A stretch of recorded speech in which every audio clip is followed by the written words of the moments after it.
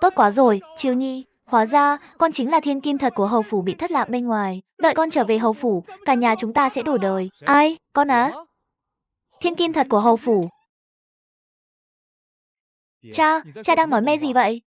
Đừng ngắt lời, nghe cha nói đã. Chiêu Nhi, cha thật sự không nói bừa. Thiên kim thật bị thất lạc của hầu phủ. Sinh nhật tháng 2, năm nay 18 tuổi. Chẳng phải đều khớp với con sao? Cha, khớp tuổi thì có ích gì? Thiên kim thật trước hết phải là con gái chứ. Thì sao nào? Con không thể làm con gái sao? Ý cha là sao? Cha định bảo con giả gái để mạo danh cô thẩm đó sao? Cha điên rồi à? Con nhất định phải đi. Chiêu ca, cả làng Đại Sơn đều trông cậy vào cháu. Tam thúc công, sao đến cả ông cũng hùa theo vậy? Ông không hùa theo đâu. Chiêu ca, mấy năm nay dân làng mình sống thế nào? Cháu đều biết rõ mà. Mọi người thật sự khổ lắm. Quan già cũng chẳng có nồi áo lành. Nhà nào cũng nghèo xác xơ. 10 nhà thì 9 nhà đói rách. Đến cầu đàn cũng sắp chết đói rồi. Ông ơi, cháu sống cũng chẳng còn ý nghĩa gì. Hay để cháu đi theo ông luôn. Chiêu tiểu quỷ, từ lúc mới đây tháng đã mất mẹ ruột. Trong làng có người phụ nữ nào mà chưa từng cho cháu bú trước? Không ngờ lại nuôi ra một con sói mắt trắng. Hay là cả làng cùng chết quách cho xong? Sói mắt trắng, sói mắt trắng.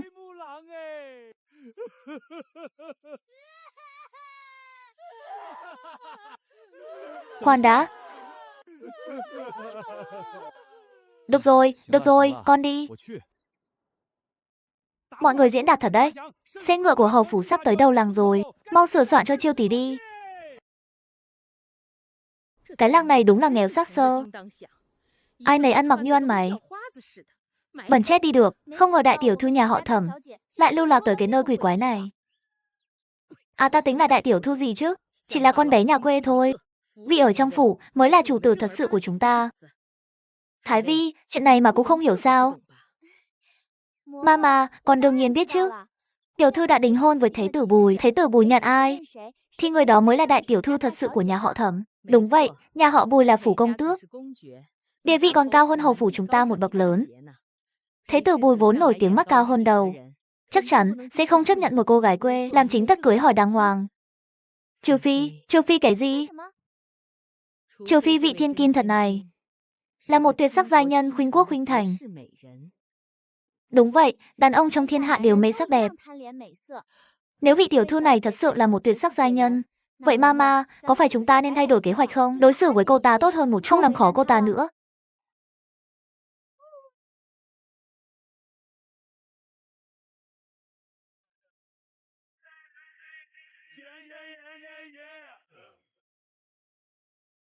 Sao đến tay áo cũng không có vậy?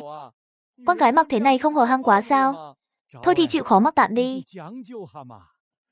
Ta vét sạch tiền đồng của cả làng, mới gom đủ tiền mua chỗ vải này. Cũng tại cậu cao to quá. Vải không đủ mà. Đúng đó, Chiêu ca, hoặc hở tay, hoặc hở chân. Ta nghĩ đi nghĩ lại thì hở tay vẫn đỡ hơn. Vương Quế Hoa, bà lù lẫn rồi à? Còn gọi một tiếng Chiêu ca nữa chứ. Ôi trời, cái miệng của tôi này. Chiêu muội, hai vị, con không mau qua đỡ tiểu thư nhà các người đi. Trời đất ơi, đó là tiểu thư nhà họ Thẩm sao? Đây là đàn ông thì có. Trên đời làm gì có cô gái nào trông thế này chứ? Mama, không thể nào đâu. Triệu mama, hầu gia nhà ta đã đặc biệt nhờ Cẩm Mỹ vệ đích thân điều tra mà. Đó là Cẩm Mỹ vệ đấy, sao có thể nhầm được? Đúng là trên đời chuyện gì cũng có. Chắc chắn đây là tiểu thư nhà mình rồi. Thế mình còn bắt nạt cô ấy nữa không? Nhìn kiểu này, em là người bị bắt nạt sẽ là mình ấy chứ.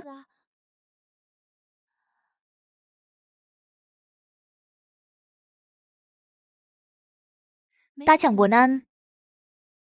Thúy Liêu, ngươi nói xem cha mẹ có thương chị ta hơn không? Nếu vậy ta phải làm sao? Tiểu thư không còn lo đâu. Con nhỏ quê mùa đó thô kệch, cục mịch. Lấy gì mà đòi so với người chứ? Cả phủ từ trên xuống dưới đều đứng về phía tiểu thư. Đường vốn phải đi mất 1 tháng rưỡi. Vậy mà Triệu mama ép đi chỉ nửa tháng là tới. Con bé nhà quê đó chưa từng đi xa. Dọc đường xe ngựa sóc nảy liên tục. Chắc bị hành cho mềm người rồi.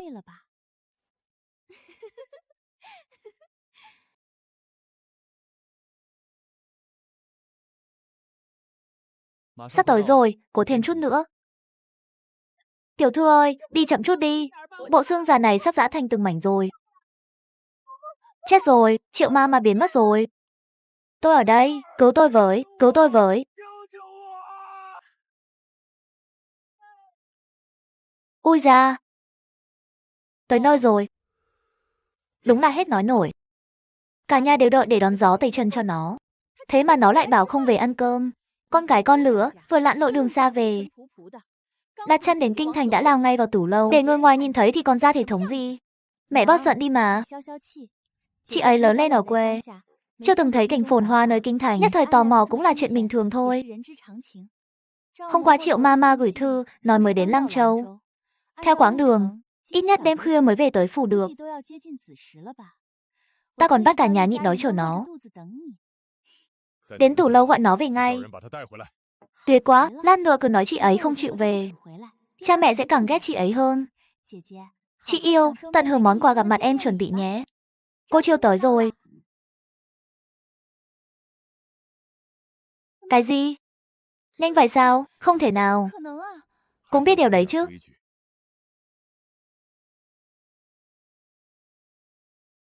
Trời ơi! Con cái gì mà lực điên thế? Chị ơi, cuối cùng chị cũng về rồi.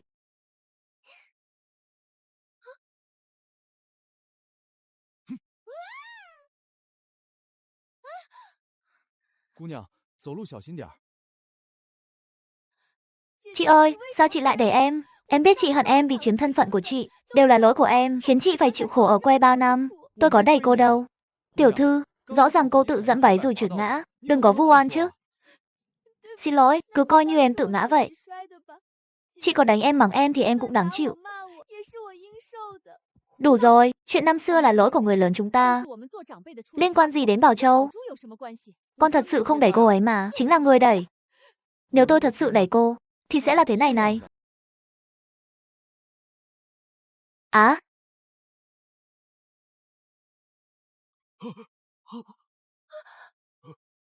con gái của mẹ ơi.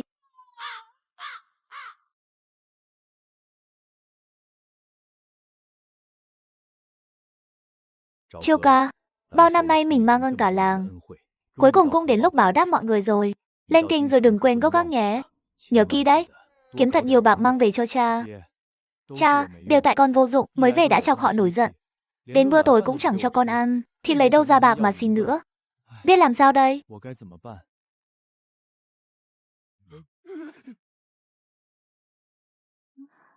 Sớm rồi. Tiểu thư, nô tỳ tên Bạch Lộ, đây là Tử Yên. Từ nay hai bọn nô tỳ sẽ hầu hạ bên cạnh. Trong túi thơm này là tiền tiêu vặt hàng tháng của tiểu thư. Mỗi tháng 3 lượng bạc. Còn đây là trang sức phu nhân tặng. Cái gì? 3 lượng bạc? Ta cực khổ đốn củi, săn bắn. Cả năm mới kiếm được 4-5 lượng. Hầu phủ đúng là chịu chi thật. Họ đối xử với ta tốt như vậy, thế mà ta lại lỡ tay làm Bảo Châu cô nương bị thương. Đúng là không nên chút nào. Bảo Châu muội muội tỉnh chưa? Bảo Châu cô nương không sao đâu. Bảo Châu cô nương đang ở sân chờ, đợi tiểu thư sang dùng bữa cùng. Dùng bữa với phu nhân? Chẳng phải mẹ bắt ta về phòng kiểm điểm sao? Vẫn cho con ăn cơm mà. Bảo Châu cô nương của chúng ta tốt bụng nhất mà. Đương nhiên không thể để tiểu thư chịu đói được. Con khốn, dám đánh ta. Ta phải cho người biết, ai mới là đại tiểu thư tôn quý nhất cái phủ này. Thiên kim thật thì đã sao? Cũng chỉ xứng ăn đồ thừa của ta thôi. Thẩm Chiêu, ta sẽ cho người biết, trong phủ này mọi thứ đều là của ta. Ta dùng chán rồi. Mời đến lượt ngươi. Cô Chiêu tới rồi. Mời vào đi, chị. Chị đi đường cả ngày, chắc chưa ăn gì tử tế nhỉ? Đây là phần em vừa ăn còn dư. Em nghĩ chị chưa ăn, nên cố ý chừa lại cho chị. Ôi, bắt chị ăn đồ thừa của em. Chị không chê chứ? Nghe nói ở quê chị nghèo lắm. Chắc cũng quen ăn cơm thừa canh cặn của người khác rồi nhỉ? Ở làng đến cơm còn chẳng đủ ăn. Lấy đâu ra đồ thừa?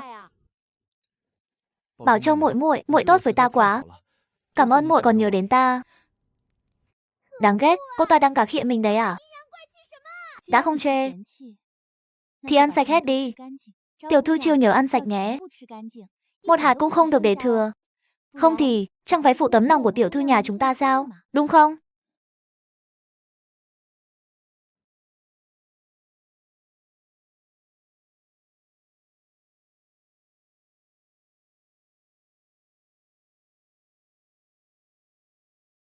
Xin lỗi mọi người, ta đói quá, ăn hơi thiểu ý tứ.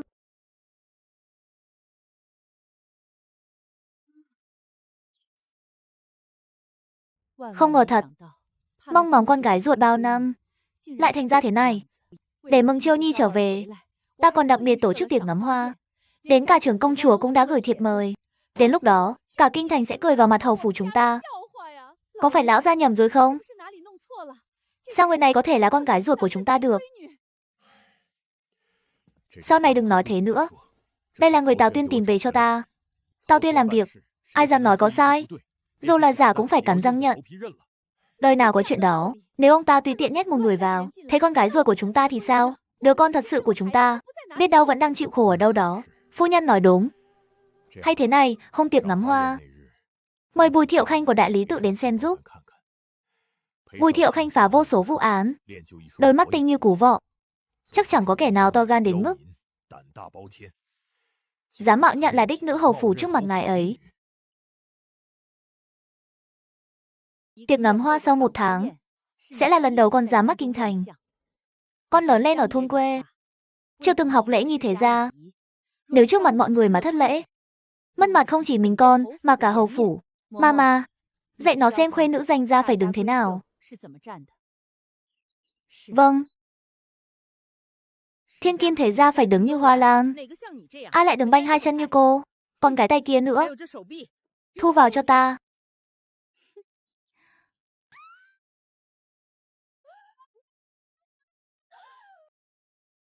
Mama, bà sao vậy? Đó là động tác thô lỗ gì thế? Có khuê nữ nhà nào đừng gãi đầu như cô không? Ta đâu có cố ý. Mẹ xem chị ấy đi. Chu Mama tốt bụng dạy quy củ mà chị ấy còn đánh người. Bảo Châu muội hiểu lầm rồi, ta thật sự không cố ý. Chu Mama còn chẳng đứng dậy nổi, mà chị còn chối.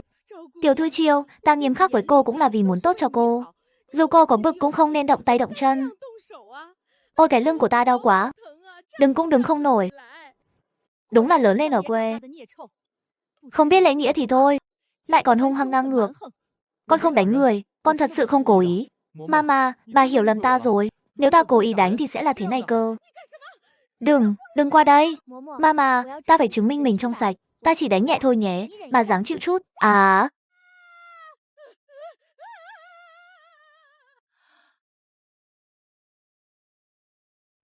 Mẹ, chiều nay con ra ngoài một lát được không? Mới về được mấy ngày, quy củ còn chưa học xong đã đòi ra ngoài. Có thiên kim thế gia nào như con không? Nhưng mấy hôm nay có ai chịu dạy con đâu. Mấy mama chẳng phải đều ngã bệnh hết rồi sao? Chị đã lưu lạc bên ngoài bao năm, không được ở cạnh cha mẹ, để phụng dưỡng người. Giờ đã trở về hầu phủ, thì nên ở nhà hiếu kính cha mẹ. Sao mới về đã chỉ nghĩ đến chuyện chạy ra ngoài? Con nên học Bảo Châu nhiều hơn đi. Vậy để con đấm lưng cho mẹ. Đừng lại đây, cứ đứng yên ở đó. Nhưng mẹ ơi, con cũng muốn hiếu thảo mà. Được rồi, chiều nay cũng chẳng có việc gì, con cứ ra ngoài dạo một lát đi. Mẹ, sao mẹ lại cho chị ấy ra ngoài? Nhìn cách ăn nói, cư xử của chị ấy, ra ngoài chẳng phải làm hầu phủ mất mặt sao? Ta sợ nó đấm một phát là ta đi luôn. Ngoại hình thế này, tác phong thế kia, ta nhìn kiểu gì cũng không thấy giống con gái ta.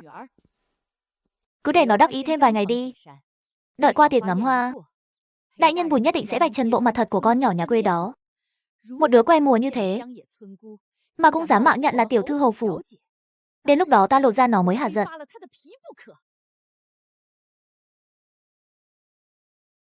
Trưởng quay, phiền ông viết giúp tôi một lá thư gửi về Điền Châu. Tiện thể gửi luôn 3 lượng bạc này về. Khách quan muốn viết gì? Mấy người, có ai biết chữ không? Ha ha ha. Hầu gia và hầu phu nhân đối xử với tôi tốt lắm. Ngày đầu tiên đã cho tôi 3 lượng bạc.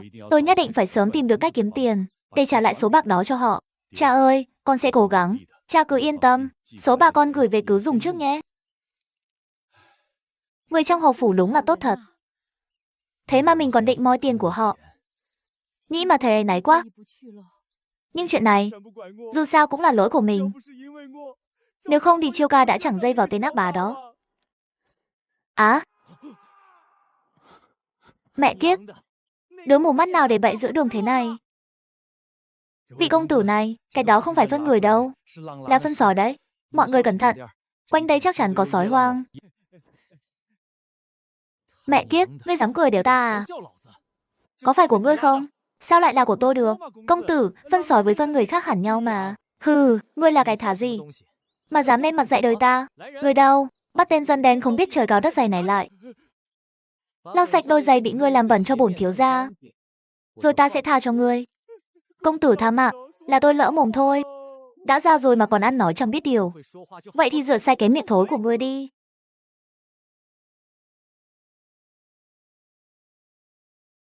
Đồ khốn.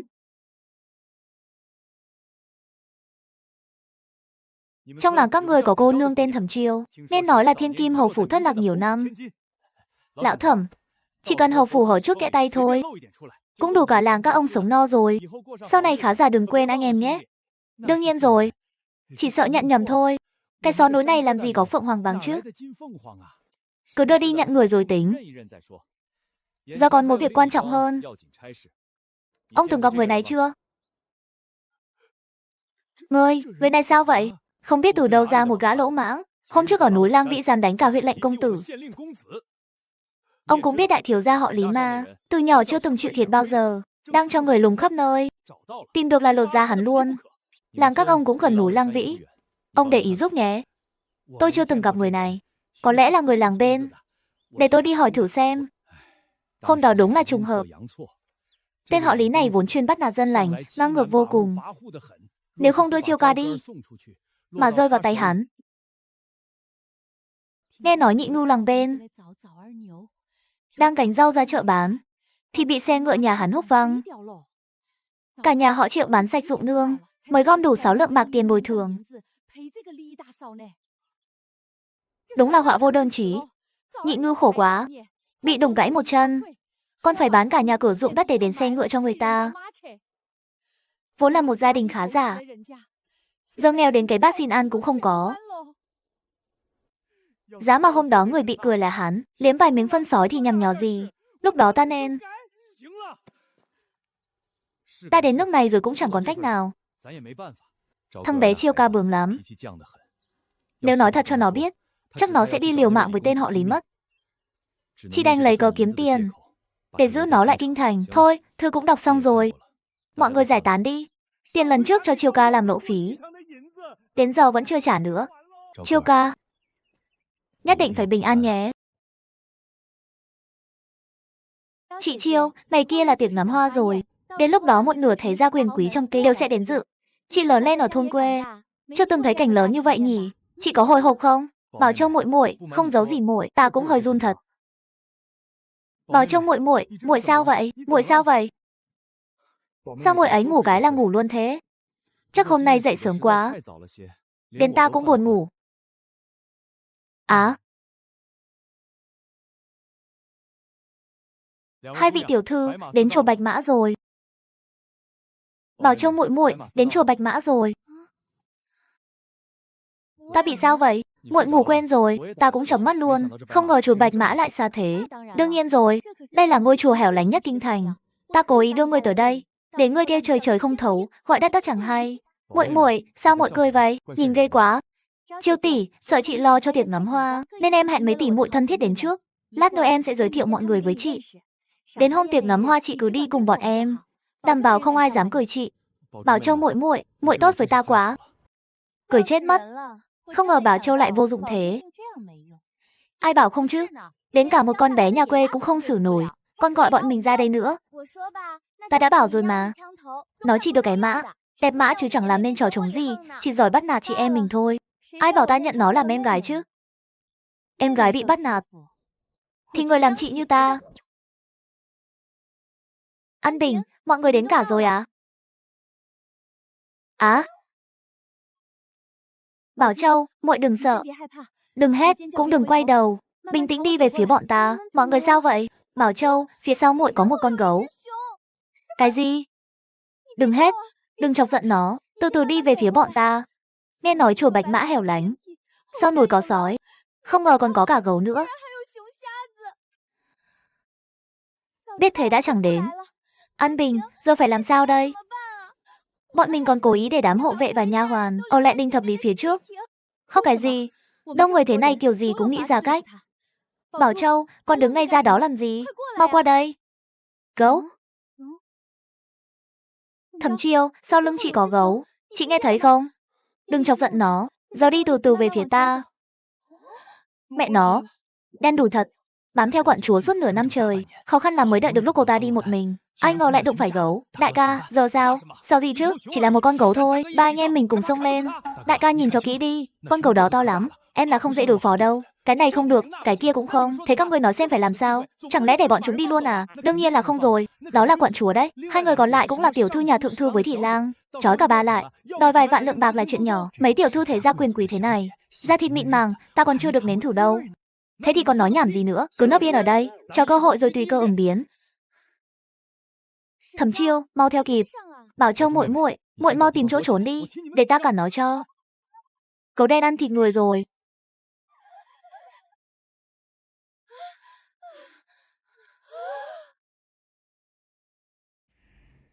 Các ngươi là ai? Ha ha ha, giờ cô chưa biết bọn ta.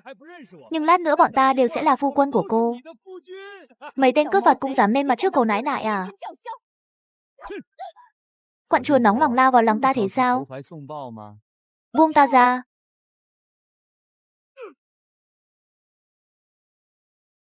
Tên cướp này võ công cao thật. Ban đầu còn lo an bình quận chúa võ nghệ xuất chúng sẽ khó đối phó. Hóa ra chỉ là mèo ba chân. Quận chúa được đám hộ vệ chỉ biết nịnh nó tầm bốc quen rồi, nên chẳng biết mình có bao nhiêu cân lượng. Ngày nào cũng cầm roi ra ai. Cái roi này cô dùng nổi không?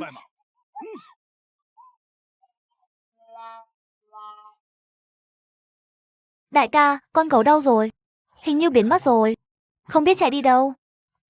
Lạ thật, chẳng thấy con gấu nào cả. Chạy mất rồi chăng? Chạy càng tốt, đụng gấu thì phiền phức lắm. Sao hòa thượng còn bịt mặt vậy? Kỳ kỳ quái quái. Bảo Châu muội muội, Bảo Châu muội muội. Đâu rồi? Ngôi chùa bé tí thế này mà chẳng thấy ai cả. Cướp có đường của cướp. Ngươi đi ra một chút, cứ ra khỏi kinh thành rồi đi về hướng Nhạn Cưu. Hê hê, đại ca cứ yên tâm. Khoản đánh lạc hướng truy binh, để nhận số 2 thì chẳng ai dám nhận số 1. Đợi bọn chúng phát hiện đuổi nhầm người rồi quay lại tìm. Thì khác gì mò kim đáy bể. Đại ca, mình làm trò này bao lần rồi mà. Có nhị ca làm việc thì lo gì chứ, cứ ngồi chờ đếm ngân phiếu thôi. Ha ha ha ha ha ha.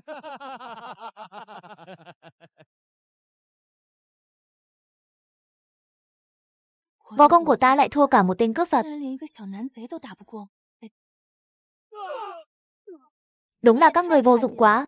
Có chút bản lĩnh thế này mà cũng vào được phủ công chúa á. Không phải bọn thuộc hạ vô dụng, mà là quận chúa quá lợi hại. Quận chúa thiên tư hơn người, là kỳ tài võ học trăm năm có một. Đám phàm phu tục tử như bọn thuộc hạ, có luyện 20 năm cũng không bằng. Quận chúa luyện 2 tháng. Không bằng nổi, thật sự không bằng nổi. Lừa ta, tất cả đều lừa ta. Giờ nói mấy chuyện đó cũng vô ích rồi, An Bình. Rốt cuộc chúng ta phải làm sao đây? Đám hộ vệ có tìm được chúng ta không? Em là không dễ đâu. Đám cướp này xảo quyệt lắm. Chúng cố ý cho người dụ truy binh đi hướng khác. Bảo Châu, con bé nhà quê của phủ các ngươi đâu rồi? Lúc nãy chẳng phải nó đi cùng ngươi sao? Mọi người nói xem, chị ta có đến cứu chúng ta không? Con nhỏ đó nghe thấy có gấu là chạy mất dép rồi. Đời nào quay lại cứu bọn mình? Đúng vậy, có muốn cứu cũng đâu làm được gì. Xe ngựa đi xa thế rồi, chạy sao mà đuổi kịp? Ta suốt ngày bắt nạt, cười nhạo chị ta. Biết ta gặp nạn chắc còn mừng không kịp ấy chứ. Đừng nói cứu, em là báo tin cũng chẳng buồn. Huống hồ đến cứu ta, nếu ta mất trong sạch, thì chị ta sẽ là đại tiểu thư duy nhất của hầu phủ. Đại ca, nó uống đủ rồi. Kiếm chút trò vui đi.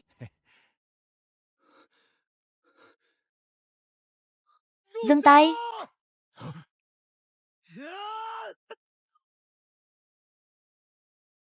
Đại ca. Con nhỏ này khỏe thật. Sức mạnh ghê gớm luôn. Đại ca, mình cùng xông lên. Huynh thấy có mấy phần thắng? 37. Vẫn đáng thử. Đại ca chủ công để hỗ trợ. Xông lên, nó bay, mình ba, xông cái đầu người. Thế giờ làm sao? Chỉ còn nước liều mạng thôi.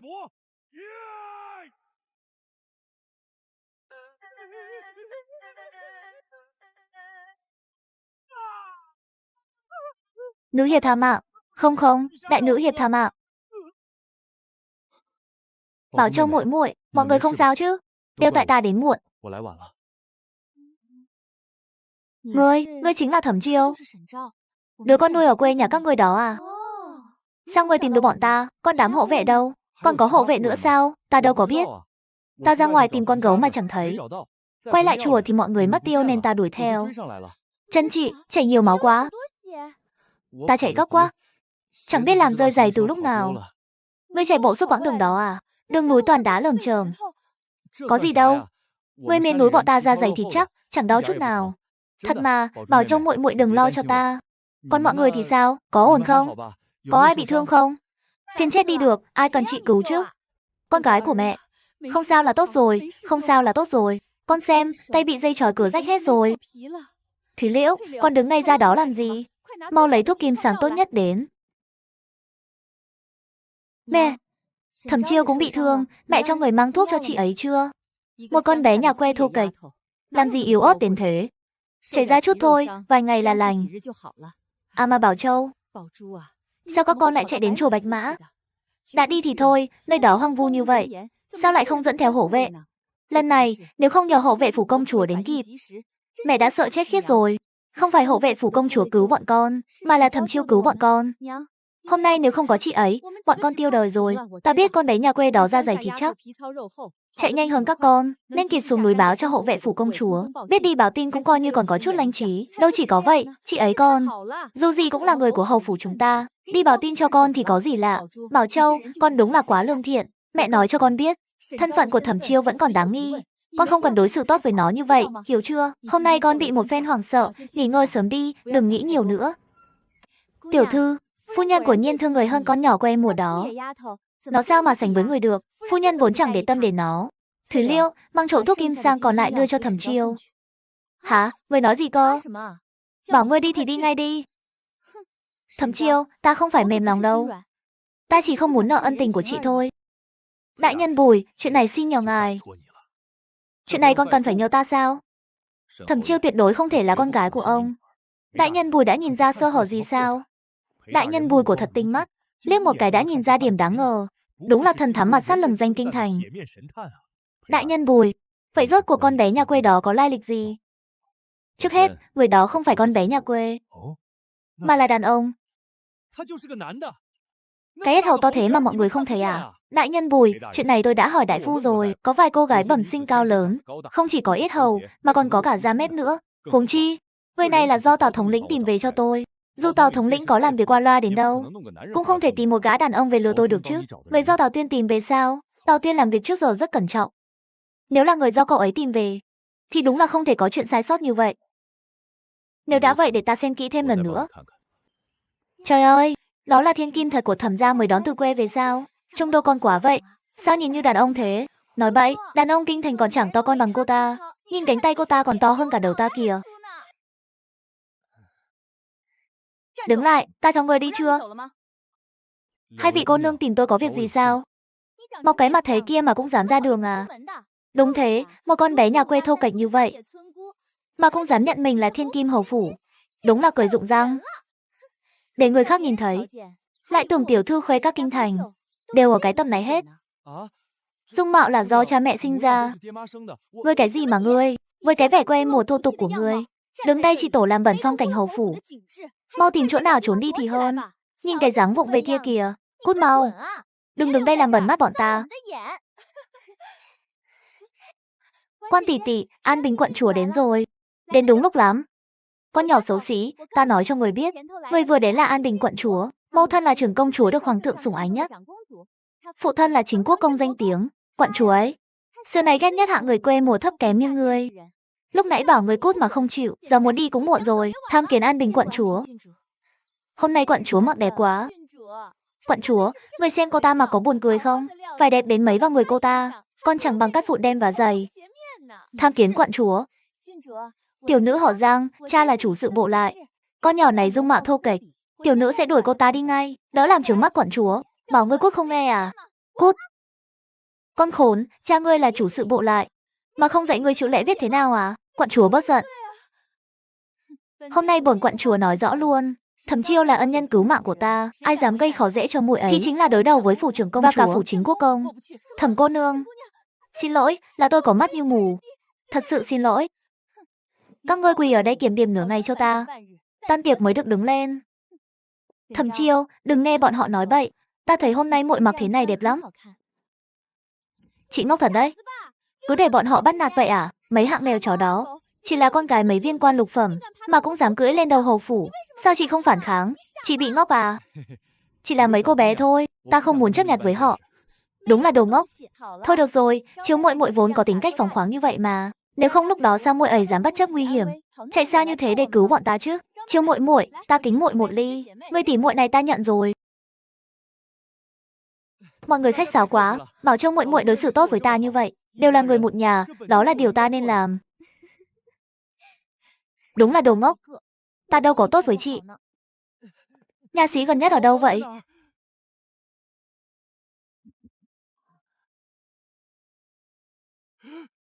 Ai ở đó? Á, đồ biến thái, dám nhìn trộm con gái đi vệ sinh. Con là con gái à? Chết rồi, lần này to thật rồi. Cha ơi, con trông thế này, nếu bọn họ phát hiện con là nam, thì phải làm sao? Thì con cứ không nhận là được. Hả? Người ta nhận ra rồi mà. Con không nhận thì có ích gì? Cứ nhất quyết không nhận. Chẳng lẽ họ dám lôi quần con giữa bản dân thiên hà? Con trai à, đừng có lo linh tinh. Mấy người quyền quý sĩ diện lắm, không làm chuyện đó đâu. Lỡ họ thật sự lôi quần con thì sao? Thì con vẫn không được nhận. Cứ bảo chỗ đó của con khác người bình thường. Nhưng con vẫn là con gái. Hả cái gì mà hả? Cứ bảo họ gọi đại phu đến xem. Cha từng đọc sách thầy nói, có người sinh ra mang đặc điểm của cả nam lẫn nữ. Đã đem chuyện này ra tranh cãi, thì con cãi dài dài. Tóm lại cứ sống chết không nhận. Cha nói cho con biết, chỉ cần thái độ của con đủ cứng rắn, thì người khác sẽ tự nghi ngờ chính mình. Ta là con gái mà, ta là tiểu thư khuê các, chưa xuất giá, đồ dâm tặc không biết xấu hổ, dám nhìn trộm ta đi vệ sinh. Con cái gì mà vừa nãy tè xa thế? Ai bảo con gái thì không tè xa được? Ngươi xem thường phụ nữ à? Đúng là ngang ngược hết thuốc chữa. Đợi vào đại lao đại lý tự, xem miệng ngươi còn cứng được bao lâu. Đại lý tự. Không, đại nhân, nghe tôi giải thích đã. Ui da. Trong phòng xí mà cũng náo như thế à? Đại nhân Tào, ngài đến đúng lúc lắm. Nhìn xem chuyện tốt ngài làm này. Ai đây? Chẳng phải người ngài tìm về cho hầu gia họ Thẩm, đứa con lưu lạc ngoài dân gian đó sao? Sao ngươi lại mặc thế này? Bộ đồ này ai đưa cho ngươi? Mẹ tôi chuẩn bị cho tôi. Lời đồn của Nhiên không sai. Nghe nói Thẩm phu nhân thương con như mạng, dù biết rõ thiên kim trong phủ là giả, vẫn coi như con ruột. Nhưng thương con cũng đau đến mức biến thái thế chứ. Con trai mà cũng nuôi như con gái. Mẹ bảo mặc là ngươi mặc thật à? Ngươi không có chính kiến sao? Bộ quần áo này có vấn đề gì à? Tôi thấy đẹp mà. Cái gì? Ngươi thấy đẹp? Thế còn hầu gia họ Thẩm, ông ấy cũng thấy không có vấn đề. Cha tôi còn khen mẹ tôi có mắt thẩm mỹ tốt nữa. Cả nhà này đúng là hết thuốc chữa. Đại nhân, người bên Thẩm gia đã tìm được rồi, chỉ là... Đây là cái gì? Chỉ là bên Thẩm gia em rằng đã cung cấp nhầm thông tin. Đứa con lưu lạc bên ngoài, không phải thiên kim tiểu thư, mà là một vị công tử. Lại có chuyện đó sao? Hoàn toàn là thật. Tên tuổi, tuổi tác, thời điểm bị bọn buôn người bắt cóc, ngôi miếu đổ nơi Thẩm phu nhân sinh con. Mọi thông tin đều khớp cả, chỉ có giới tính là không khớp. Đây là chân dung vị Thẩm công tử đó. Đưa ta xem nào. Ha ha, không thể nhầm được. Chắc chắn là con trai của Thẩm Vân Đào. Nhìn xem, giống Thẩm lão phu nhân, như đúc từ một khuôn vậy. Thẩm lão phu nhân mất cách đây 2 năm ấy à? Không phải, các cậu còn trẻ. Chưa từng gặp mẹ ruột của Thẩm Vân Đào, lão hầu gia họ Thẩm rất thân thảo dân. Người vợ đầu là con gái một đồ tể, bẩm sinh khỏe như vâm, dung mạo cũng thô kệch lắm. Vị lão phu nhân đầu tiên cũng bạc phận, theo lão hầu gia chịu bao gian khổ, khó khăn là mới được vào kinh phong hầu, chưa hưởng phúc được mấy năm, sinh Thẩm Vân Đào xong thì qua đời. Vậy ra vị lão thái quân hầu phủ trước đây là vợ kế của lão hầu gia. Thảo nào trước giờ chẳng ai nhắc đến. Bà ấy là tiểu thư thế gia, gả cho lão hầu gia đã là hạ mình rồi, đời nào chịu để người ta biết mình là vợ kế. Em là ngay cả Thẩm Vân Đào cũng không biết, mình còn có một người mẹ ruột xuất thân thôn quê. Vợ chồng Thẩm Vân Đào đúng là hồ đồ thật. Đến con mình sinh trai hay gái cũng chẳng phân biệt nổi. Chắc mụ đỡ đẻ cũng bị bà vú mua chuộc rồi, mới nói dối là con gái, để bà vú cháo con gái mình vào hầu phủ. Đã tìm được người rồi thì đưa về cho họ đi. Tự dưng có thêm đứa con trai, họ Thẩm chắc phải cảm ơn ta lắm đây. Biến thái thật, ta vất vả bao công sức tìm lại con trai cho các người, thế mà lại bắt nó giả gái. Đại nhân Tào, đây là người ngài tìm cho hầu phủ đấy á. Này nhìn cậu ta xem, đường đường nam nhi 8 thước mà lại Này, đại nhân Bùi, đó là chuyện riêng của nhà người ta, ngài đừng xen vào. Ta là thiếu khanh đại lý tự, sao lại không được quản? Người ta cả nhà đều cam tâm tình nguyện. Ngài là người ngoài, lo chuyện bao đồng làm gì? Chẳng được lợi lộc gì còn rước họa vào thân. Ta nói cho ngài biết, ta đã thấy hầu gia họ Thẩm có gì đó sai sai từ lâu rồi. Lão già không biết xấu hổ đó bắt con trai ruột già gái, chắc chắn có sở thích kỳ quái gì đó, hay là lão thích đàn ông? Hầu gia họ Thẩm có vấn đề thật à? Ý ngài là sao? Lẽ nào người này là do ngài cố ý đưa đến để thử ông ta? Cũng không hẳn là vậy. Chỉ là không ngờ hầu gia họ Thẩm lại là hạng người như thế. Tên nửa nam nửa nữ đó, lẽ nào là mật thám Tào Tuyên cài vào hầu phủ? Bảo sao hắn xuất hiện đúng lúc như vậy? Chết rồi, ý của Tào Tuyên chẳng lẽ là... Ý của bệ hạ là hạ quan lỗ mãng. Xin cáo lui trước. Vì sao đại nhân lại giúp tôi? Đại nhân, đừng lại đây. Lao biến thái sinh ra tiểu biến thái, mặc đồ nữ còn liếc mắt đưa tình với ta. Ơn lớn của đại nhân tôi không biết lấy gì báo đáp. Hay là, phi. Đại nhân, tôi vốn là người có ơn tất báo. Thật lòng rất muốn báo đáp ngài. Lu. Ngươi đi đâu vậy? Sao đi lâu thế? Thôi, mang đồ lên đây đi. Đây là quả mẫu thân ta vừa ban thưởng cho chị. Chưa từng thấy đúng không? Thứ này gọi là ông Tùng Chi, là gia vị thượng hạng do sứ thần hải ngoại tiến cống.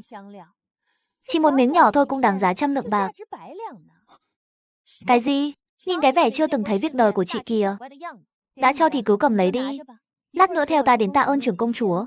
Quận chúa, người không bị lừa đấy chứ? Thứ này bọn tôi gọi là nấm chân heo. Trên núi chỗ bọn tôi mọc đầy, chẳng ai thèm ăn cả. Sao có thể đáng giá từng ấy tiền? Chị nói linh tinh gì thế? Đây là quà trưởng công chúa ban. Chị không biết hàng, chẳng lẽ trưởng công chúa cũng không biết sao? Đúng vậy đó, Thẩm Chiêu, có phải chị nhìn nhầm rồi không? Ông Tùng Chi đã thịnh hành ở kinh thành hơn 1 năm rồi. Loại gia vị này rất quý, đến cả nhà như bọn ta cũng chỉ dịp lễ Tết mới dám dùng một ít. Đúng thế, thứ này thơm lắm. Chỉ cần thái mỏng một lát rắc lên món ăn là hương vị tăng hẳn. Đồ quý thế này, vùng quê nghèo của chị sao có thể mọc đây được? Chắc chắn chị nhìn nhầm rồi. Vậy sao? Chắc là tôi nhìn nhầm thật. Cha ơi, sao lại ăn cái này nữa? Nấm chân heo hồi chết đi được. Con thà gặm rễ cây, gặm vỏ cây còn hơn ăn nó. Bộ cha thích ăn lắm chắc. Con chẳng phải tại thằng nhóc con ăn khỏe quá à? Lương thực trong nhà bị con ăn sạch rồi, đành ăn tạm nấm này cầm cự vài hôm. Khó ăn quá, Phi, sao lại có loại nấm trông như cướp chó thế này, vừa xấu vừa dở. Chiêu à, đúng là con sinh nhầm chỗ rồi. Cha nghe nói phía Bắc, đây hổ báo, sói lang, heo rừng chạy khắp nơi, với sức khỏe của con đi săn là hợp nhất. Chứ chỗ mình toàn côn trùng, lại chẳng ăn được. Rốt cuộc phải làm sao mới no bụng đây? Phi, ra đây là ông Tùng Chi à? Chính là nấm chân heo hôi hàm đó. Mấy vị quyền quý lại thích ăn cái này. Đúng là heo rừng làm sao hiểu được cao lương mỹ vị. Ai bảo chị ăn nguyên cả cũng như thế. Thứ này phải băm nhỏ, cho vào thức ăn để tạo hương. Chị nếm thử đi. Bát canh gà này có thêm ông Tùng Chi đấy. Canh gà thơm quá. Thấy chưa, ông Tùng Chi đúng là đồ ngon mà. Biết vì sao cho ít mới ngon không? Vật hiếm mới quý. Gia vị vốn chỉ để điểm xuyết, chứ không phải vì bát canh gà vốn đã ngon sẵn. Thứ nấm chân heo giò ạch này cho ít nên chẳng ảnh hưởng gì. Thế nên mới ngon. Nói với chị đúng là chẳng thông nổi. Chị làm gì thế? Bảo Châu em đừng giận nữa. Thứ này thật sự đáng giá vậy sao? Hừ. Lời nói với đồ nhà quê như chị. Bảo Châu, nếu quê tôi thật sự có nhiều thứ này, ý tôi là ông Tùng Chi ấy. Em tin không? Bảo Châu, chúng ta sắp phát tài rồi. Phiền chết đi được, không biết chữ thì chen cái gì. Trưởng thôn, Chiêu ca nói gì thế? Lại gửi bạc về à? Thật hay giả vậy? Chiêu ca bảo gửi nấm chân heo lên kinh thành. Hầu phủ cũng nuôi heo à? Chẳng phải heo ở kinh thành đều ăn cám ngon sao? Chắc với heo thì nấm chân heo còn ngon hơn cám. Heo nhà chú Thẩm mê món này lắm. Thôi kệ, Chiêu ca cần gì thì mình gửi nấy. Nhà tôi sẵn một bao đây, để tôi mang tới, một bao không đủ. Anh ấy bảo cả làng cùng đi hái, rồi gửi hết lên kinh thành. Hầu phủ sẽ cho xe tới thu mua. Cần nhiều vậy luôn à? Mọi người hái hết nấm chân heo mang ra đầu làng, đăng ký số lượng. 3 ngày nữa xe của hầu phủ sẽ tới, thu mua một lượt. 3 ngày này hái được bao nhiêu thì hái bấy nhiêu. Chiêu ca nói thứ này đáng giá lắm. Nấm chân heo mà cũng bán được tiền. Nếu thật sự đáng tiền, sao trước giờ chẳng ai thu mua? Tôi thấy Chiêu ca cố tình trêu bọn mình thì có. Đúng là có tiền rồi thì đổi tính. Giờ thành người giàu rồi, làm gì cũng chẳng nghĩ cho dân làng. Bắt bọn mình mất 3 ngày đi hái nấm cho cậu ấy. Không làm ruộng nữa à? Không xuống đồng nữa sao? Trưởng thôn Thẩm Chiêu có nói sẽ trả bọn mình bao nhiêu không? Làm việc nào mà chẳng có công? Chẳng lẽ bắt bọn mình làm không à? Đúng đấy, cậu ấy ở hầu phủ, mở mắt ra là có cơm ăn. Còn bọn mình không làm thì lấy gì sống? 3 ngày này lấy gì mà ăn? Mọi người yên lặng nào. Nghe tôi nói đã, Chiêu ca không phải người như vậy. Chắc là trong thư quên dặn thôi. Tôi dám đứng ra bảo đảm cho Chiêu, chắc chắn nó không bắt bà con làm không công đâu. Đợi người của hầu phủ tới, thế nào cũng phát bạc cho bà con. Phi, ông lấy gì ra mà dám bảo đảm? Cái nồi sứt hay cái bếp chống nhà ông à? Chớp mắt một cái. Thẩm Chiêu lên kinh cũng gần 3 tháng rồi nhỉ? Nhìn ông xem còn mặc cái gì thế kia? Nó có gửi bạc cho ông không? Có gửi quà gì cho ông không? Đến cha ruột như ông nó còn chẳng để trong lòng, thì còn lo cho bà con được chắc? Nói bậy, Chiêu ca không phải loại người bất hiếu. Tháng nào nó cũng gửi 3 lượng bạc về. Tháng này chỉ là chưa tới thôi. 6 lượng bạc cũng chỉ đủ trả tiền quần áo bà con góp cho nó. Đường đường là công tử hầu phủ, mà mấy tháng chỉ góp được chừng ấy. Bán đại một cây châm hay cái vòng cũng hơn số đó mà. Chưa chắc đâu. Tôi đọc trên thoại bản thấy, mấy đứa con cái nhà quê như nó, về hầu phủ thường chẳng được coi trọng, lại nhìn ngoại hình Chiêu ca nữa, có khi ở hầu phủ chẳng được cưng chiều, chẳng được cho thứ gì đáng giá, nếu nó không được sủng, cũng chẳng có tiếng nói, thì con bảo bọn mình hái nấm làm gì? Đến lúc đó hầu phủ thật sự trả tiền sao? Đúng đó, hay Chiêu ca quên gốc rồi? Thôi thôi, giải tán đi, ai làm gì thì làm đi. Ê con khỉ cóm, con không mau cút đi. Đứng chờ trưởng thôn phát bạc cho à? Ha ha ha. Tôi không phải khỉ còm. Tôi tên là Thẩm Mãn Hà. Mãn cái đầu nhà mày. Ruộng nhà mày có nổi một cây mạn đâu mà Mãn Hà. Trưởng thôn Bắc Thanh Sơn. Cháu không đi, cháu tin anh Thẩm Chiêu. Anh Thẩm Chiêu nhịn nói, mà vẫn thường giúp đỡ nhà cháu. Cả nhà bác đều là người tốt. Dù không có tiền cháu cũng sẵn lòng làm cho anh Thẩm Chiêu. Đúng đó trưởng thôn, bọn tôi cũng tin Thẩm Chiêu. Bà con sống với nhau bao năm rồi. Chuyện đó bà con ai cũng thấy rõ. Nó là đứa trẻ thật thà, tốt bụng. Nó không lừa gạt chúng ta đâu. Cha ruột nó còn chẳng được nhờ. Các người còn đi nịnh vợ nó, thì được tích sự gì? Người ta vốn chẳng buồn đói hoài tới các người nữa rồi. Trưởng thôn, bọn tôi lên núi hái nấm đây. Mẹ dậy uống thuốc đi. Mẹ không uống. Tiểu Đào, con nói với chị đi. Đừng bốc thuốc nữa. Đừng lãng phí bạc vì mẹ. Nhà mình nghèo, không có số chữa bệnh. Mẹ không muốn cắt đứt đường sống của các con đâu. Mẹ, con không muốn mẹ chết.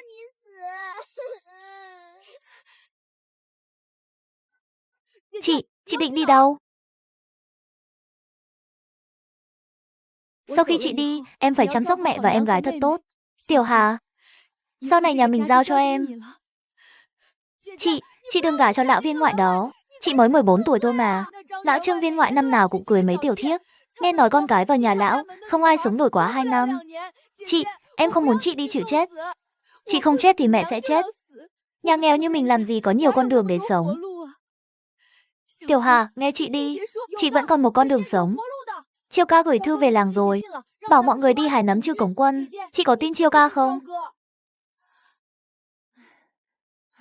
Tiểu Đào, em vác nổi không? Để chị cầm cho. Chị ơi, em khỏe lắm mà. Ha ha, tôi thấy các người phát điên vì tiền rồi. Người khác dù có tin Thẩm Chiêu, cũng chỉ hái vài cân cho có lệ. Còn các người thì hay thật, làm như thật luôn.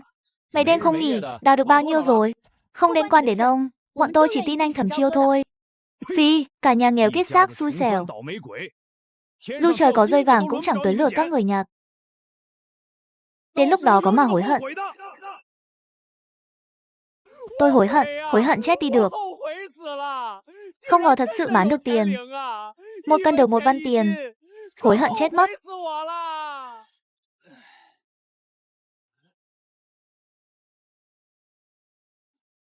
Bọn tôi chỉ tin anh Thẩm Chiêu thôi.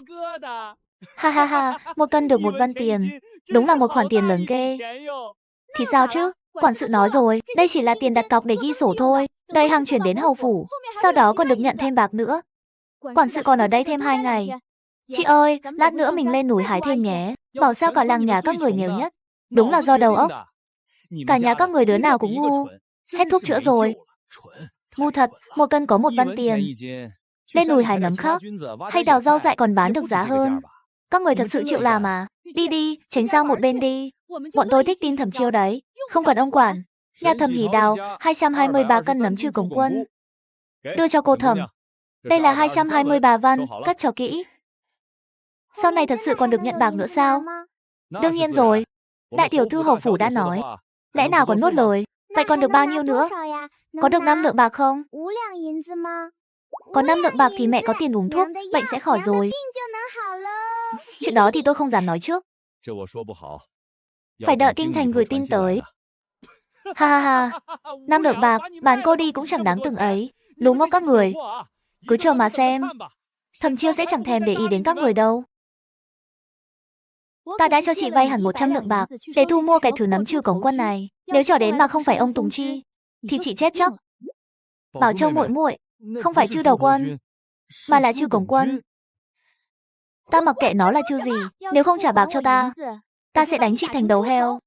Xe ngựa đến rồi.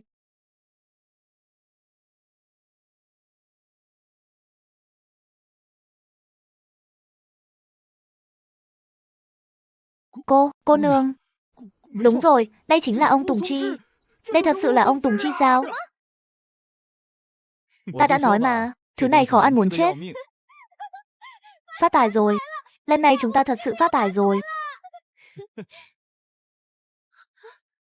Tiểu thư Khuê Các mà đứng trước cổng vừa la vừa nhảy. Ra thể thống gì, Bảo Châu đều bị con làm hư rồi. Con đến đây mới có mấy tháng, không học được chút quy củ nào. Con kéo Bảo Châu thành ra thế này. Vậy từ đường quỳ cho ta, tự kiểm điểm cho đàng hoàng. Nếu không phải Bùi Thiệu Khanh nói thân phận con không có vấn đề, thì hầu phủ đã sớm đuổi con ra ngoài rồi. Nhìn thêm một cái cũng đủ đau đầu. Mẹ, chúng ta sắp phát tài rồi. Là món hời từ trên trời rơi xuống đó. Ông Tùng Chi, Thẩm Chiêu bảo người trong làng gửi đến tận 5.000 cân. 5.000 cân đó. Cái gì? He he. Ha ha ha ha. Hồ đồ. Đương đương là tiểu thư hầu phủ mà đứng trước cổng vừa la vừa nhảy. Ra thể thống gì? Phu nhân, sao bà cũng hồ đồ theo vậy? Xưa nay bà vốn là người điềm tĩnh nhất. Thẩm Chiêu đã cho bà uống bùa mê thuốc lú gì vậy? Tôi biết ngay mà. Đưa nó về hầu phủ đúng là rước họa vào nhà. Á, lại đây, bà làm gì thế? Thẩm Bảo Châu sau này vẫn là con gái của mẹ mà. Ha ha ha ha ha. Phúc Tinh. Con đúng là phúc tinh của nhà ta. Đúng vậy. Việc kinh doanh ông Tùng Chi này, ít nhất cũng mang về cho hầu phủ mấy trăm nghìn lượng bạc. Chiêu à, con đúng là có phúc quá. Mấy năm nay hầu phủ nhìn ngoài thì hào nhoáng, nhưng chẳng có nghề gì sinh lời, chi tiêu lại nhiều. Trong phủ từ lâu chỉ còn cái vỏ giống. Ra cuối cùng cũng khổ tận cam lai rồi. Ta biết ngay Chiêu tỷ sẽ không lừa ta mà. Các con tỷ muội tình thâm, cha rất lấy làm vui mừng. Nào, mọi người cùng kính Thẩm Chiêu một chén. Cha mẹ, số nấm Chư Cổng Quân này con mua của bà con trong làng, con vẫn chưa trả bạc cho họ. Trả họ từng này được không? 5 lượng bạc 1 cân. Có phải đòi nhiều quá không? Con biết là hơi nhiều, nhưng có số bạc này, bà con sẽ thật sự thoát nghèo. Con đã hứa với họ, sẽ để mọi người có cuộc sống tốt hơn. Nếu nhiều quá thì 4 lượng cũng được. Không thì 3 lượng cũng. Ông Tùng Chi là sơn chân quý hiếm, bán 50 lượng bạc 1 cân cũng không đắt. Dù vậy, trừ chi phí vận chuyển và nhân công, ít nhất chúng ta vẫn lãi mấy trăm lượng 1 cân. Thẩm Chiêu à, con làm rất tốt. Hầu phủ thật sự nhờ có con. Cái gì? 50 lượng 1 cân? Mọi người xếp hàng nào. Ai đăng ký nhiều nhất lần trước thì lên trước. Thẩm Hỉ Đào, ba chị em đâu rồi? Bọn tôi ở đây. Trước sau các người đã giao tổng cộng 300 cân nấm Chư Cổng Quân. Đây là ký hiệu chính cô đã đánh dấu lần trước, đúng chứ? Quản sự, có phải lô nấm Chư Cổng Quân đó có vấn đề không? Ha ha ha, không có vấn đề. Hoàn toàn không có vấn đề. Lần trước đã nói rồi, 1 văn tiền 1 cân. Chỉ là tiền đặt cọc để tiện thống kê số lượng. Hôm nay hầu phủ đến trả nốt số còn lại. Cái gì? Thật sự còn có tiền đợt sau sao?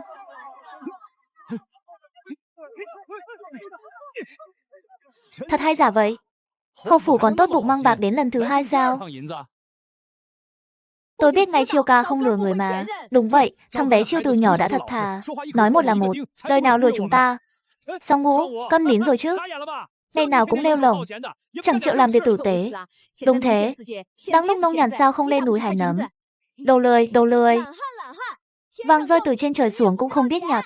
Ha ha ha. Vàng cái đầu các người. Có gì mà đắc ý. Bao nhiêu người chỉ chia có một dương tiền đồng, chia đến tay mỗi người, cùng lắm vài trăm văn.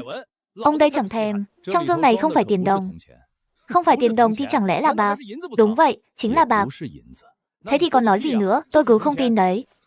Để xem Thẩm Chiêu chia cho các người được bao nhiêu. Người đau, lấy chìa khóa mở dương. Á. Nấm Trư Cống Quân, hầu phủ thu mua với giá 50 lượng bạc một cân. Ba chị em Thẩm Hỷ Đào đã giao tổng cộng 300 cân, tổng cộng là 15.000 lượng bạc.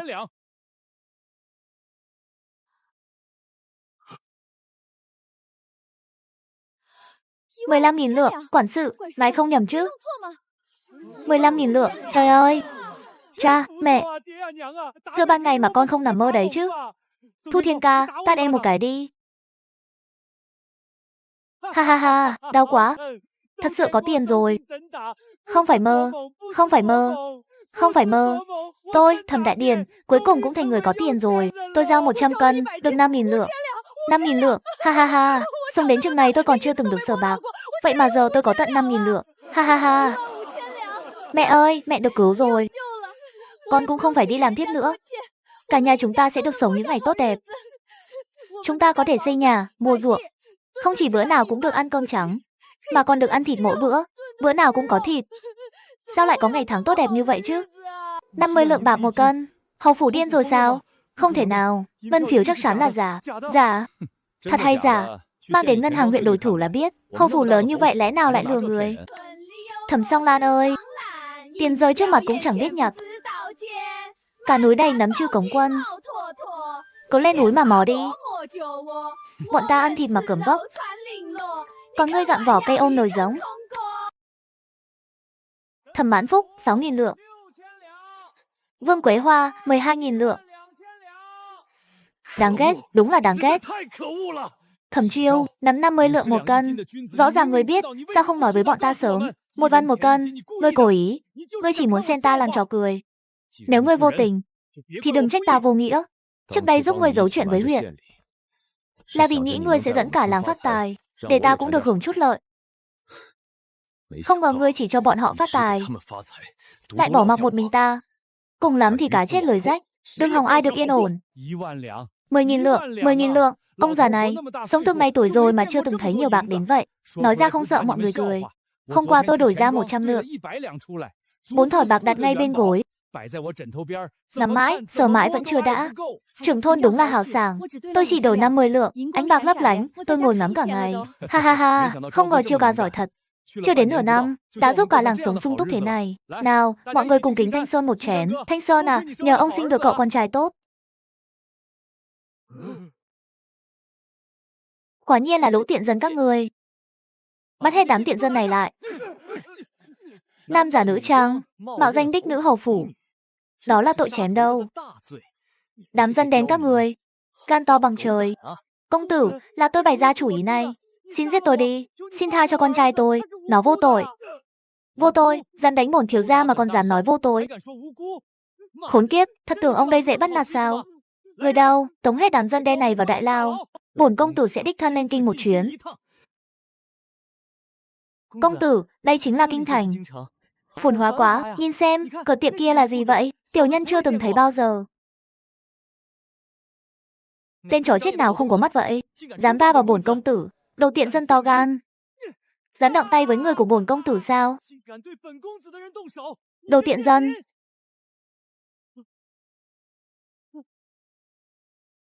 Nhìn khí thế của ngươi, ta còn tưởng là hoàng thần quốc thích nào.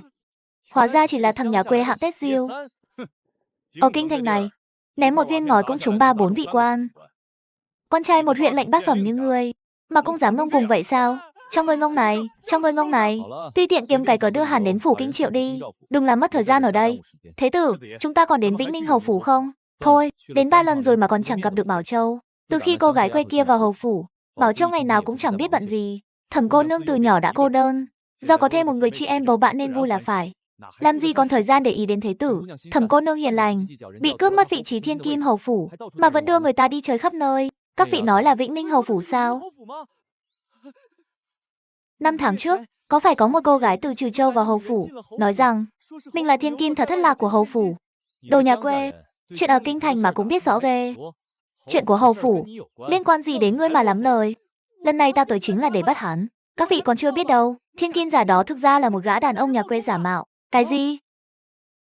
Chuyện là thế này, Thẩm Chiêu ham vinh hoa phú quý của hầu phủ, gan to bằng trời, dám nam giả nữ trang, mạo danh đích nữ hầu phủ. Thế tử Bùi, thiên kim giả của hầu phủ, ngày nào cũng ở cùng một gã đàn ông lực lưỡng, hai người họ em rằng đã, người đâu, trói hắn lại, nhốt vào địa lao, canh giữ nghiêm ngặt, tuyệt đối không cho hắn ra ngoài nói bậy.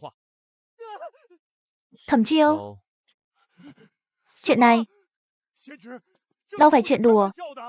Bá phụ, cháu dám mang danh tiết của Bảo Châu ra đùa sao? Người hiện vẫn đang bị nhốt trong địa lao nhà cháu. Bá phụ có thể đích thân đến xem, nhưng đó là người Tào Tuyên đích thân tìm về cho ta mà. Hơn nữa ta còn nhờ Bùi Thiệu Khanh xem qua, đích thân kiểm tra rồi. Cậu ấy cũng nói không có vấn đề. Chuyện này không khó. Là nam hay nữ, kiểm tra là biết. Người rút một lá, ta rút một lá, ta rút một lá, người rút một lá. Tiểu thư, thế tử Bùi đến rồi. Lại tới nữa à, phiền thật. Tiểu thư không thích thế tử Bùi nữa sao? Trước đây người thích gặp mày ấy nhất mà.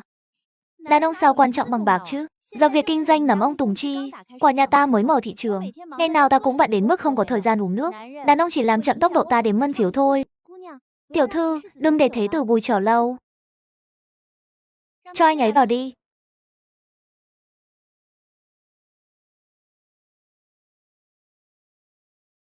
Bảo Châu, Bảo Châu. Ngọc ca ca, huynh đến rồi.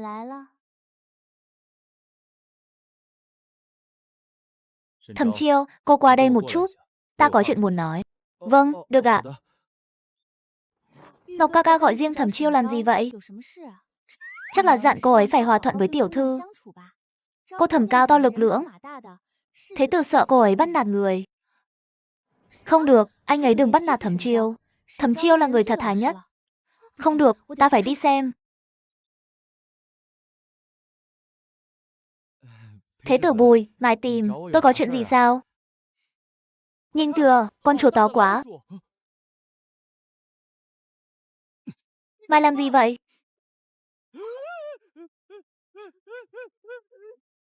Con giả vờ gì nữa? Ta đã biết thân phận thật của ngươi rồi. Thân phận thật của tôi là đích nữ thất lạc của hầu phủ. Mày nói linh tinh gì vậy? Là nam hay nữ? Sơ một cái là biết ngay. Á. Cứu với, có kẻ sàm sỡ.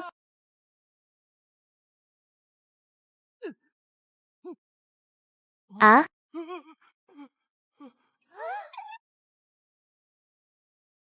Con không chịu nhận. Ngươi là đàn ông. Á. Mày còn vu khống tôi, ngực lép thì sao chứ? Ngực lép là có tội à? Mày sàm sỡ tôi còn sỉ nhục tôi. Tôi không muốn sống nữa. Chiêu tỷ tỷ, chị đừng buồn. Thật ra cũng đâu có lép đến thế. Còn lớn hơn của em nữa mà. Ta thật không ngờ ngươi lại là loại cầm thú như vậy. Khốn kiếp, ta liều mạng với ngươi.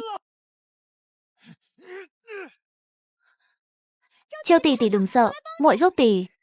Á.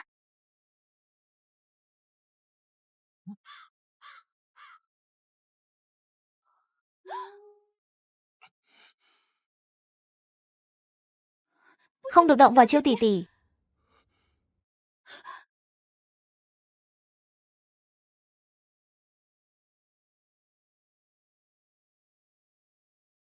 Tao Tuyên, Thẩm Vân Đào, các người to gan thật. Dám đến đây làm càn, là ngươi làm việc không đàng hoàng. Tào đại nhân, ta tin tưởng ngươi như vậy, sao ngươi có thể đùa diễn ta thế này? Rốt cuộc Thẩm Chiêu là ai? Lên cơn gì thế? Chẳng phải con nhà ngươi sao? Nó là con trai, con trai. Thì sao? Thì sao à? Ta muốn tìm con gái. Ngươi lại tìm cho ta một thằng con trai. Chẳng phải ngươi đã cho nó mặc đồ nữ rồi sao? Được, được. Xưa có Triệu Cao chỉ hưu bảo ngựa. Nay có Tào đại nhân nhét tại một gã lực lưỡng. Bắt ta nhận làm con gái. Không ai bắt nạt người như ngươi cả. Dù có kiện đến trước mặt hoàng thượng. Ngươi bình tĩnh trước đã, đừng chết ở chỗ ta, đừng có ăn vạ kiểu đó. Bảo ta bình tĩnh thế nào? Một người đàn ông xa lạ, mặc đồ nữ ở nhà ta gần nửa năm, ngươi bảo ta bình tĩnh kiểu gì? Đàn ông xa lạ? Chẳng phải con trai ngươi sao? Ta làm mất con gái, thì lấy đâu ra con trai? Tao Tuyên, đừng có quá đáng. Chờ đã, tự ngươi xem đi. Đa tạ Tào đại nhân, ta có con trai rồi, ha ha ha, Chiêu Nhi là con trai ta có con trai rồi, ha ha ha, đồ biến thái, buông ta ra, mau tới cứu ta. Đại ca hộ vệ, huynh đến thả ta ra sao? Sao rồi, thế tử Bùi đã xác minh xong chứ? Ta đã nói ta không lừa người mà. Thẩm Chiêu đúng là đàn ông. Đúng vậy, Thẩm Chiêu của thật không phải đích nữ hầu phủ. Ha ha ha, tên tiện dân đó dám lừa hầu phủ. Thế tử Bùi chắc tức điên rồi nhỉ? Hầu gia chắc cũng nổi trận lôi đình rồi. Tội của hắn đáng bị chém đầu đúng không? Ta nói cho người biết, cả làng bọn chúng đều thông đồng. Đừng tha một ai trong làng, tịch thu gia sản, lưu đày 3.000 dặm. Hừ. Đi thôi. Đại ca hộ vệ, đưa ta đi đâu vậy? Lát nữa người sẽ biết. Chẳng phải ngươi muốn biết Thẩm Chiêu phạm tội gì sao? Nhìn đi. Đúng vậy, đây chính là con trai ta. Lớn lên ở quê suốt 18 năm. Cao to lực lượng giống hệt lão hầu gia. Ha ha ha ha. Không thể nào, không thể nào. Hầu gia, Thẩm Chiêu là kẻ lừa đảo, nó không phải con gái ngài, nó là đàn ông. Đúng vậy, đương nhiên nó không phải con gái ta. Nó là con trai ta, là đích tử duy nhất của hầu phủ chúng ta. Không đúng, không phải vậy. Hắn chỉ là một tên nhà quê mạo danh, sao có thể là con trai của ngài được? Hắn là đồ giả mạo. Hầu phủ cái gì chứ? Đích tử cái gì chứ? Hắn chỉ là tiện dân, một tên nhà quê chân lấm tay bùn thôi. Thẩm Chiêu, đồ tiện dân. Cứ chờ đó, ta sẽ không tha cho ngươi đâu. Đúng là phải cảm ơn ngươi. Đã lặn lội đến kinh thành giúp ta trở thành đích tử hầu phủ. Hầu gia, chúng ta còn phải áp giải tên điên này đến đại lý tự. Xin phép không quấy rầy nữa. Đại lý tự, dựa vào đâu mà đưa ta đến đại lý tự? Y thế hiếp người, cướp đoạt dân nữ, giết người, gây án hàng chục vụ. Chẳng lẽ không nên vào đại lý tự sao? Ai nói chứ? Không thể nào, ta chưa từng làm. Ta không đến đại lý tự. Cha ta đâu? Ta muốn gặp cha ta. Cha người đang bị áp giải lên kinh. Cha con các ngươi sắp được đoàn tụ trong ngục rồi. Bao năm qua cảm ơn huynh đã nuôi nấng Chiêu Nhi khôn lớn. Thật sự vất vả cho huynh rồi. Chiêu Nhi cũng là con trai tôi. Đó là điều tôi nên làm. Huynh mãi mãi là cha của nó. Hay là theo chúng tôi về kinh dưỡng giả nhé. Không được, Đại Sơn thôn không thể thiếu tôi. Đạt chưa cùng quân năm nay. À không, là ông Tùng Chi. Sắp đến mùa thu hoạch rồi, tôi bận lắm. Bảo Châu, đây là ông Tùng Chi đó. Để ta tính xem năm nay thu được bao nhiêu cân. Đúng là cô nàng mê tiền mà. Lại sắp bỏ mặc ta rồi. Ha ha. Phát tài rồi, chúng ta lại sắp phát tài rồi. Ha ha ha. Chúc các bạn xem video chiêu tài tấn bảo. Tài vận hanh thông, không vận đương đầu, tiên tài bốn phương đổ về.